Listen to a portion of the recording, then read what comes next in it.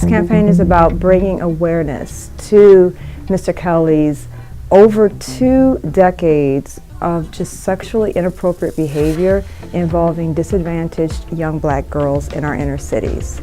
And right now we are on the precipice of holding powerful men accountable, and for some reason he's been Teflon, and we're trying to stop that. It kind of hit home for me because he's in the metro Atlanta area here in Johns Creek, and Atlanta already has a huge child sex exploitation, child sex trafficking problem. Like, I've been hearing about these allegations since I was Aaliyah's age at 15. And it's been year after year after year. We get new information, we get new evidence, we get new women coming out, and it just keeps going and going and going, and he seems to be getting a pass from the black community. It really comes down to just our cultural beliefs about sexual abuse in the black community. It really, I believe, comes down to racial solidarity is first. And yeah, this black man might have done something to you, but what about white supremacy? What about, what about the racism that he's under? What about the crutch of the white man that's making him do this? So it's always this idea that, yeah, he might have done this, but we need to take care of it inside of our families. We need to keep it inside the families, but the taking care of it part is usually shaming and silencing, and that's just not good enough anymore.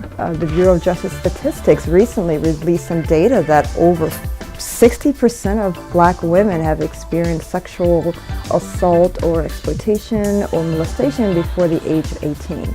So a lot of the women, a lot of the people who are supporting him are themselves victims. So I had a very humble idea just to start an online petition to try to get his music off the radio, because it is his money that is insulating him from the consequences of his actions. You know, it's been people in Detroit who saw what we were doing, who said, we're going to pick it up and we're going to protest when he comes to Detroit. It was a group of women in New York who saw what we were doing online, and they said, you know what, he's coming here, we're going to protest. And it is our listening to his music on the radio, dancing to it in the club, playing it at our weddings, going to his concerts. It's our dollars that are making us complicit in the continued sexual exploitation of young black women. If they're playing him on the radio still, call the radio, send them an email, tell them you find that unacceptable. If he's coming to your town, do not buy tickets. Send out an email to all your folks, let them know we're not supporting R. Kelly, we're not supporting pedophilia, we're not supporting the sexual abuse of young black women.